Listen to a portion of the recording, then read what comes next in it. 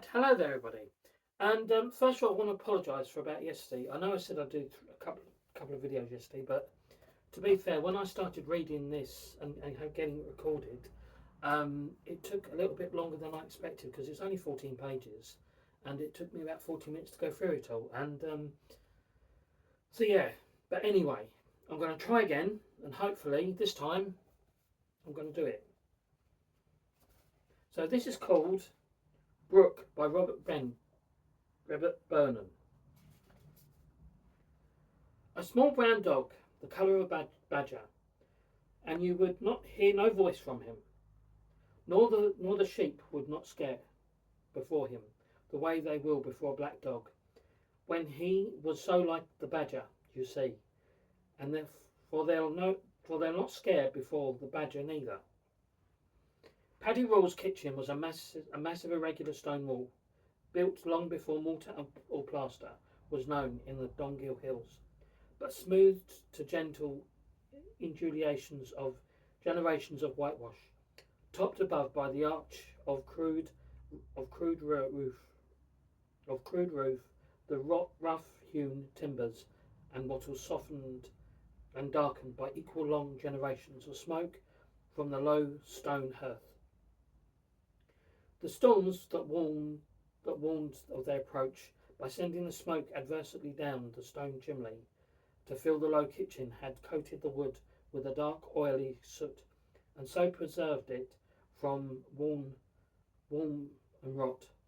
Some thought the soot had preserved the people of the house too, with its penetrating astringency, and Paddy Rawle, somewhere in his 90s, could still rise from his stool beside her to go out the kitchen door and look over the land, as much of the hill could be seen.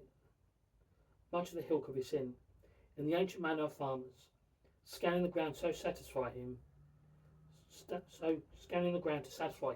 that all was in order, that cattle and sheep were grazing in the accustomed manner and haunts, and that nothing strange had interrupted the normal safe course of animal life on his land.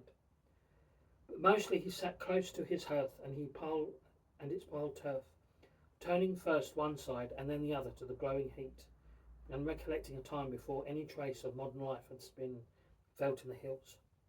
By agreement, Paddy Rawle was in his 90s, though some thought he was near the beginning of them, while others put him further on. A young valley farmer, careless of the nice discretion of the hills, had asked him, and Paddy Rawle had thought for a long while before speaking. Damned if I can mind. He looked at the fire. Damned if I can mind it now. It be to be in the parish register for Father Clary there, God rest him. He was there that time, and he looked it out. That was the time when the pensions first came to the country, and he looked it out to see when was I baptised, and was I the age for the pension. But damned if I can mind what year ago that were. A long discussion followed, that ample intervals for the recollection and consideration between Paddy Rawle, sitting by the hearth, and his wife Mary, a generation younger, and ceaselessly shuffling back and forth between hearth and kitchen table, as she put bread on the roast above the fire, or added fresh water to the kettle, or, for want of other work, simply swept red ashes of the burnt turf back into the hearth, tirelessly interjecting brief affirmative commentaries on Paddy's words. "Aye, Caddy, you're right there," was the usual formula, for even at Paddy's great age she still called him Caddy, in a sign of approval and affection. And the son, briny Paddy Rawle, another young generation younger still, the real caddy of the house, the human power source for any heavy work.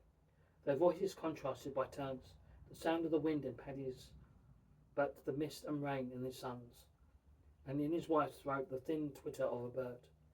But the only conclusion of their deliberations was that it be to be 20 year or more since the pensions came out first, and nothing more was said about Paddy Rawle's age. One thing only was certain, and that was that every trace of the fierce redness hair that had given Paddy Rawle his name had yielded to a perfect silvery white. Aye, he said, going back to his recollection of the brown dog. Het was a bad winter, you say, when the snow lay about the streets in wreaths for months, and weren't gone from the hills until summer. By Christ, the sheep got it hard that year. There was one lost in the snow in the high hills beyond, and not got at all until spring, and then only the horns got, and bits of fleece. And there would be more lost too. Oh, loads more. Only a man who had a good dog to take them to him. To which remark there were more affirmations both from his wife and his son, who simply shook his downcast head slowly and commented, "Oh, aye. Indeed, you want a good dog with the sheep." A glowing turf on the heath dislodged itself from the rest of the fire and tumbled onto the flagstones at Paddy's feet. He took up the black iron tongs and stood propped in a corner of the hearth near him, and began rearrangement of the brick-like chunks of turf until the integrity of the fire had been restored. There he rose and went to the door and looked up towards the hill. There's a name on every part of the hill, a name in Irish that a man would know where he was, and if he saw a sheep lost there or something else like that, he could tell the man that lost it, and him go straight to where it were, and take it with him. He stood on the street, so he called the level clay ground before his house and looked over the land before him. That hill there now, away from us there, Crook Mayen, we call that, the fine hill. And the big rock you see, that's Crackakena, the rock and the fog. The green fog grows about the hills. And the high hill there beyond the river, there's Ben Wee, the yellow hill. And there above the path that we go, out and in, that's Ben Du.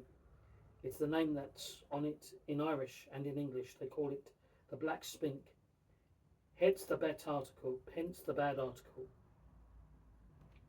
He looked upwards along the steepy, sloping green hill that rose behind his house, to the uneven mass of vertical black rock that captured it. High, dark, irregular, and a looming shadow of rock, crossed by strips of green that attract Irish sheep, and drew them at times when grass was scarce, by gradual degree further and further into the sharp, uneven cliff face, until they found themselves isolated and marooned on a narrow ledge of rock, and no way out, none at least, that could find. One who knew sheep could perceive even from the river valley, the 500 feet below, their nearsighted perplexity as they stood shifting their stance over intimately waiting as though impatiently expectation of an opening to appear or further grazing before them to lead them on, then returning to an examination of the scantily well-picked sward under their feet, but mostly simply standing, expectant, patient. It happened 2 or 3 times a year, this catching of sheep in a natural trap. Almost always it was a year old ewes, the Urals, that got caught sheep in the first part of their lives that had not yet learned to be sufficiently wary. And then the sheep farmers look upwards from the river valley, calm, betraying no anguish or sense of loss that was felt inwardly, not expressed. To count the loss aloud would only to be add discouragement to damage, but mostly it was hard or impossible to get the sheep out again. Expecting a man had a good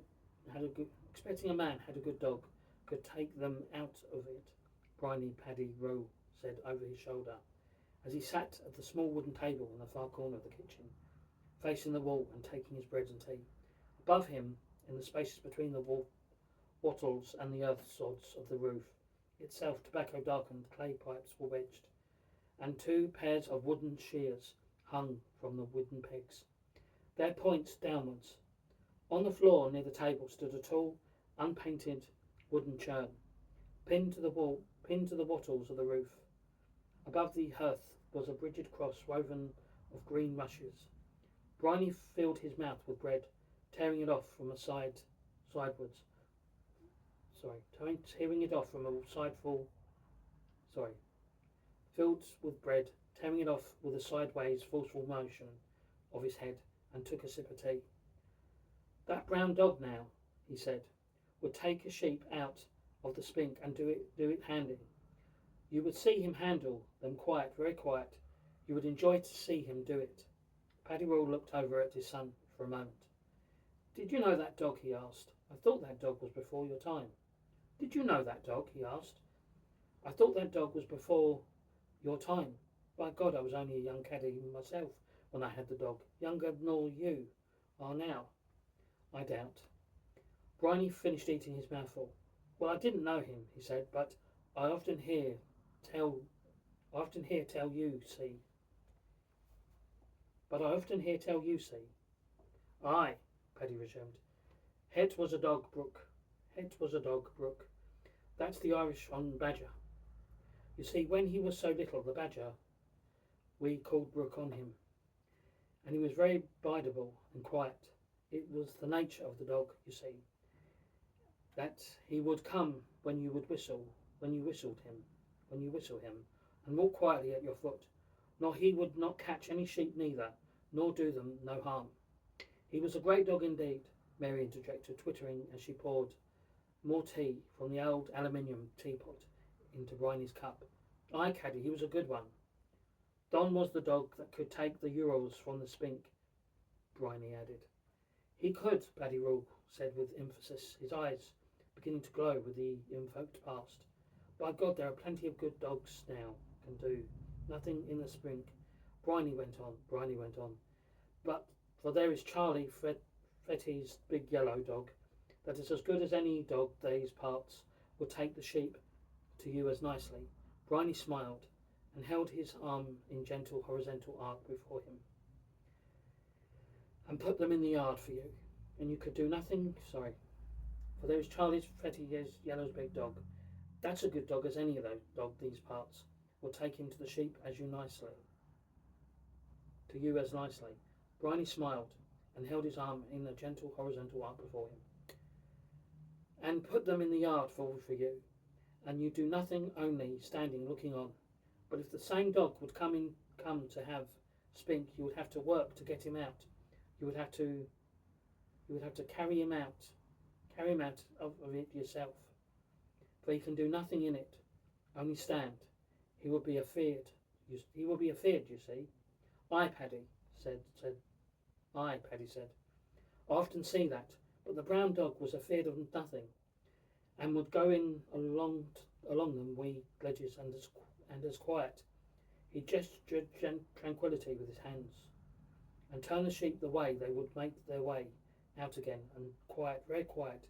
Many's the sheep he took out of that black spink, and in that bad weather when the snow lay about the streets in wreaths until spring, he was in it 4 or 5 times he was, and he saved a pile of sheep. You would see that the wee brown dog that clear on the white snow, back and forth, until the sheep was out. Sheep that were in it would be starved with the cold, standing there and nothing to get. They would starve, you see, only he put them out of it. A wee brown spot dog, back and forth in the white snow. Bryony crossed himself rapidly after finishing his tea. Replaced his cap on his head with a twist of the peak from side to front that settled it firmly in its place. Pushing his chair back and rose from the table. It's a pity no pup was saved off him, he said. Then he took his stick and walked through the kitchen door, mindful of some routine obligation calling him away. He had heard about the brown dog before, probably, more than once, and was too young and vigorous to sit by the fire listening to the account of what was past when there was present work to do. Paddy Rule watched him go out, his own eyes watery and slightly dim as they turned from the darkness of the kitchen to the brighter light coming in through the open door. No pup, he echoed. There were no pups saved off him. The soft rumble of a tractor, the sound of rising as though filtered through the hill air from the valley below, caught his attention for a moment. He turned his face back to the fire, to his recollections of the past, of a time when it was a man's work to walk the rough hills in every weather and see to his sheep, and no machine noise, no whine of car or lorry or rumble of tractor had ever interrupted the natural sounds of this hill valley, nor marred with the exhaust the soft and ever-changing smells of the sloping ground.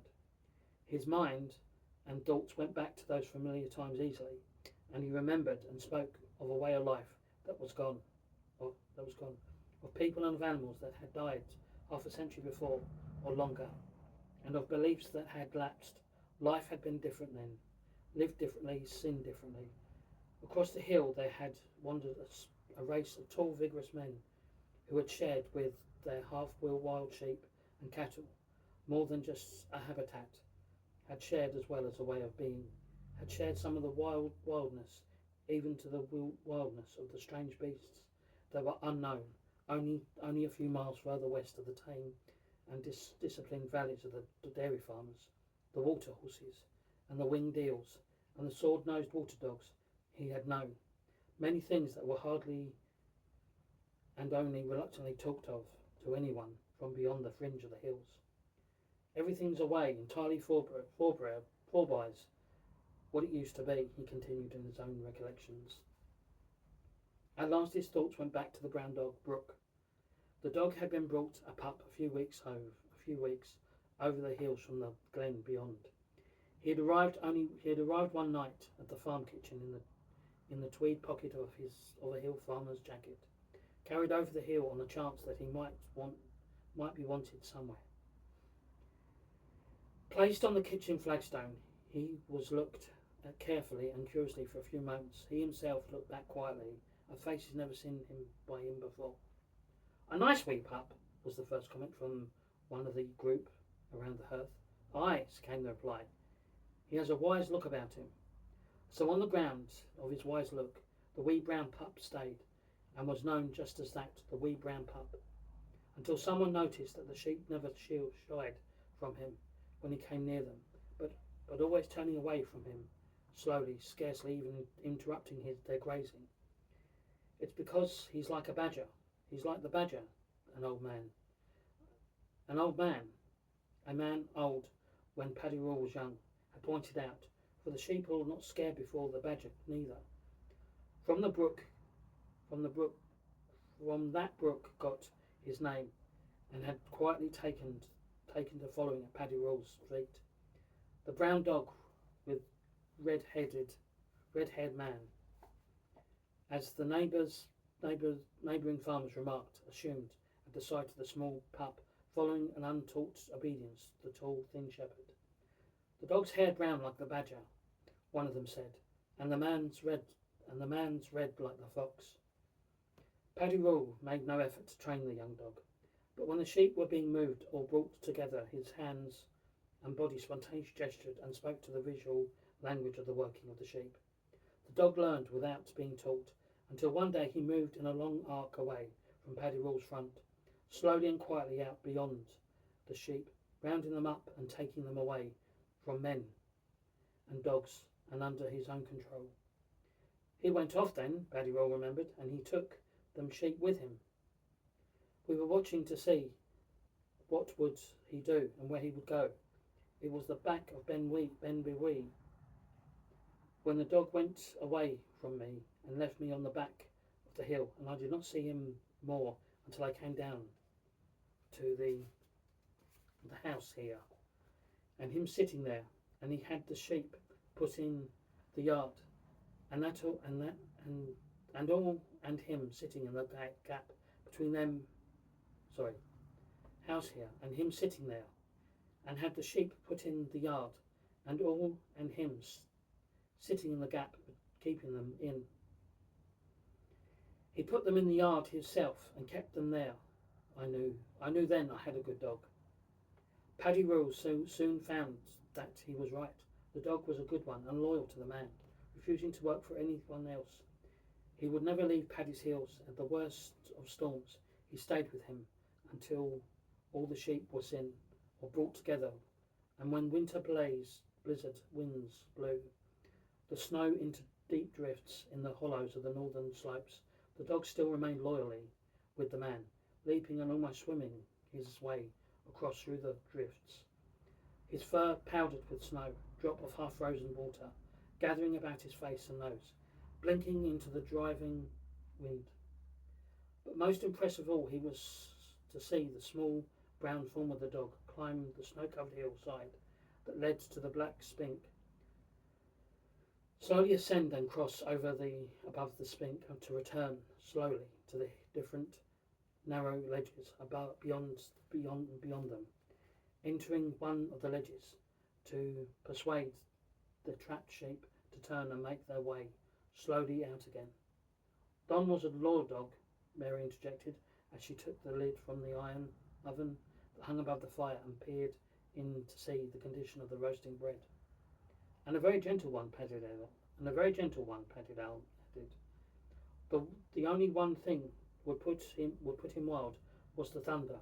He could not abide it, and when he found the rattle of the thunder, he was away, and you would not see him more that day. And another was the gun. If there would be hunters about, the dog was away with the first rattle of the gun, up some wee holes in the spink, hiding until they'd be gone, till he would come out again. But sure, plenty of dogs be that way, Mary interposed. Aye, some, Paddy answered, some does. It was the dog's alarm at thunder and shots that started the trouble. Paddy had a gun himself, a long-barreled, straight-stocked muzzle loader, with which he used to shoot rabbits and hares, or when the luck brought him close enough, an occasional fox. Seeing the dog's fear, he used to use the gun less often, and when the unrest began about the country, it was known that searching raids were being made on farms in the hills. He took the gun up the sloping hillside and left it in a low rock cave at the foot of the black spink. A veil of glossy dark ivory leaves hid the opening from the sight. But one day the first tractor came out to the hill valley, and with a frightening collection of engine noises, louder and were more astonishing than either thunder or gunshots. It was a very new experience for the inhabitants, and Paddy Roo was not very surprised to find his dog had gone. Nor did Brick return for 3 days. He's up in one of them wee holes under the spink, Paddy remarked to the old people, who had expressed their uneasiness about the dog's long absence. He'll soon quit that and come down when he finds the tractor away. The absent days were unlucky ones for both man and dog. A few miles away, the valley of pack of stray dogs had attacked sheep in a fenced inland fields, savaging several and attacked sheep in frenzied inland fields, savaging several and leaving deadly open wounds in their sides and hind quarters. The brown dog was seen among them and positively identified. The dog would do no harm, young fierce, fiery-headed Paddy Roo asserted. The accuser, a tall shepherd like Paddy himself, shook his head. You know yourself, he said. It's the best dogs go to kill the sheep quickest. It was a fatal defect of the sheepdog. The gathering instinct that man was put to work for themselves was descended from savage tactics of survival from a time when all dogs lived only by their skill in hunting, gathering and killing. All sheep farmers knew that. It was common in their talk, and Paddy Rule could not deny the argument. For a while he was silent. He looked about the farm kitchen at the faces of the old people sitting near the fire or at the bare wooden table, but they openly turned to face the fire, rose and walked through the open door. All right, Paddy said at last. The dog will be put down. When Brooke came back the following morning, Paddy Rule tied one end of a piece of brown grass rope around the dog's neck. From a long practice and custom, carefully knotting it in such a way that it could not slip or tighten on the animal's throat, and then tied the other end of the rope to a thin poplar that grew opposite the kitchen door. He climbed the hill to where he had left the gun, behind the curtain of ivory leaves, and brought it down with him to the house. As he approached Brooke, lying at the base of the tree, raised his head to watch in puzzlement in the house. Watch in puzzlement. In the house, Paddy Rule slowly removed all traces of the heavy grease he had smeared on and the gun before, in the gun before, leaving it under the rocks. Carefully, he measured out a quantity of black powder and poured it into the gun's long single barrel, following it with a bit of wadding down from the shoulder of an old and ragged tweed jacket, ramming it in firmly into the place with a long willow rod. Then he added small grains of shoot and more wadding and rammed in again. The whole process of the loading the gun took him almost a quarter of an hour, and satisfied at last, he took the gun and went out. The dog was gone. Shard of chewed rope, and all that remained was trailing from the thin poplar. Paddy Rule stood for a moment, and without moving, the long gun balanced in his right hand. Then, without thinking, he raised his eye to the green slope that rose behind his thatch house, and watched the small brown form of the dog rising slowly upwards, rising and stopping to look back, as he had always done when working sheep, as though this time he too was looking back to the man for gestured instructions, not running impetuously, but running his way by slow degrees by the steep hillside. Paddy Roll stood below and watched the dog ascend until he had reached the spink. Slowly and carefully, as always in the past, the dog rose above the spink, walked along the top, returned down the far side, and walked out onto the narrow ledges, just as he had done so often when turning the trapped sheep out of them. Then he sat. Paddy Roll stared upwards, the loaded gun balanced easily in his hand. He followed the dog's own route, but stopped on the near side of the spink, parallel with the ledge on which the dog sat, planting his feet firmly into the green sward with the edge of the spink. Inclining his tall body slightly forward, he raised the gun to the shoulder. For a moment he looked along the barrel until it was steadily in his grip. Then he fired. The dog collapsed quietly onto the narrow ledge and lay still. At that moment, in his recollections, Paddy Rule stopped. A definitive halt in his thoughts intervened. He had no desire to remember or recall any further. A trace of an old man's bitterness and resentment crossed his features. He took off his cap momentarily, revealing his fine white hair that covered his head, and then replaced it firmly with a twist. But the other dog, got, you see, Mary interposed. Paddy Rule looked into the fire again. Aye, he paused. It weren't many days after that. There were more sheep, taller, and they got all the dogs, and the brown one in it. It weren't Brooke at all. Brooke was dead in the spink. It weren't Brooke at all, Mary echoed. And then they killed the ones that were doing the killing, but Brooke was dead then. Aye, Brooke was dead, Paddy Rule affirmed. He had ended his story, and he pushed himself up gently, precariously, from his low stool by the hearth, and went to the wooden table in the corner of the kitchen. But Mary, pouring tea from the old aluminium teapot into a plain white cup, went out. Weren't it funny though about the sheep? After that, slowly Paddy Rule began to eat the bread, and his wife had smeared with butter for him, softening it in his mouth, with small sips of the hot tea. For him the story had ended, but briny Paddy Rules returned from the hill and heard his mother's last words and resumed again.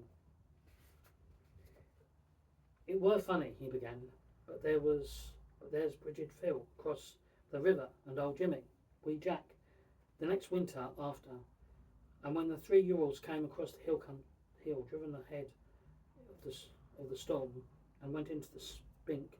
They were watching that time, and what was it put the Urals out again? One's be saying different things, Paddy Rule answered. You wouldn't know the half of what they were saying. They'd be saying. A reluctance to remember more had come over him, and the story of the brown badger-like dog was at an end. But Mary, as though echoing her husband's last words, revived the smooth recollections. Aye, she said slowly, pausing in her sweeping of the flagstones. One's be seeing different things. You wouldn't know at all what they were seeing. Paddy Rule's eyes glowed again with memory, and he raised his hands very slightly above the knee. I seen it myself, he said. Seen it often after that, and for years more, and the hard winter was in it. There was no lost sheep in the Black Sparrow, for the wee brown dog were in it still. Brook to put them out again, a brown spot back and forth on the face of the spink in snow, and all, and the sheep turning and coming out again, quiet, slow, still, till they be safe. He raised his hand, moved in a small arc, a matter of inches, slowly back and forth above the tree, as though recalling or trying to recall, and the back and forth movement of the brown dog. Mary and Bryony watched him and looked, as they seldom did, at his eyes, as though trying to see what he saw. Mary, like many others, had seen the sheep come out of the spink in the mist of heavy winter snow, and even storms. Sometimes watching, she thought she saw something moving near them, a small dark form putting them out of the spink, but she could never be sure. Word had slowly gone down the river into the valley below that the black spink had lost its power to trap sheep. Sheep went in, but they came out again. Older men and women nodded quietly over the matter and recalled the history of Paddy Rule's loyal brown dog, wrongly accused. That he himself had shot the very small spink. Younger men pointed out that the rocks had fallen from the spink in the spring thaw, and that the ledges had probably widened, allowing the sheep to turn and escape. But in the hills, the hill farmers themselves watched from time to time as sheep came out, and sometimes they followed Paddy Rule's intense look, knowing that he saw something in the spink, something that was working the sheep, turning them around, driving them out. Then they'd look back to the spink, saw the sheep moving to safety, and tried to see more. It was not certain that any succeeded. It was certain, however, that the sheep could not have got out of the spink on their own. Every hill farmer knew that, and some had even seen the sheep move, as sheep had never moved, into the driving winds of blowing snow. But sure, Bryony said, the sheep will always stand with their tails against the storm, never face into it. But the story was confused. There were some who said that the sheep were lost in the spink, and that it was only Paddy Rule's old ewes, ones that had been in the spink before, had been driven out by the brown dog, and in so a manner trained to come out of it. And it was only those sheep that came out of the spink again. Everyone had a different idea of the truth. Paddy Rule went back into the fire and sat on his low stool. There was no sheep lost in it for years, he said. But then people was talking about, saying all kinds of things. Damn, there was no harm in that brown dog, that people should take alarm. The priest came up. Mary explained. People were after him to come, I suppose, and he came up to see. Aye, Paddy Rule resumed. The priest came up in his robes and a big crowd with him, a procession, and up the hill beyond to that low that's in the hills, and laid him to rest in that low. That's the wee silvery blow, has the trouts in it. Laid him to rest in that low. That was years ago. Paddy Rule stood on his street again, looking up towards the black spink. Right there, where you see the bit of white fleece, that's where the sheep went in last winter and never came out again. There's a bit of wool, right? There's a bit of wool. Right next to that, that's where the dog was killed. He stopped there for a moment and looking towards the spink, and then added his final comment. Don was a loyal dog, he said. Later in the kitchen again, Paddy Rule remembered the gun he had killed the dog. It was the last time I ever used it. I left it then back in the wee cave behind the ivory, and it was only later when they laid the dog to rest that I minded the gun and went up to the sea about it, and it was there still, but the grease all away off it, and the bowl rusted out. It was rusted out, you see, like fine lace, and you would say it was like fine lace. And when I went to lift it out of the light, went through it like the lace, and it went away then into little bits, went away into tiny bits, away entirely. And that was Brooke by Robert Bernen. I will read. My legs are aching today. I will read Karnak the Ghost Finder tomorrow. Hopefully I'm going to see Venom the Last Dance tomorrow as well. But I hope you've enjoyed this story, and I'll read the other one tomorrow because my legs are aching and because I've done my shopping today. And yeah, so I will read the next one tomorrow. Okay, bye bye for now.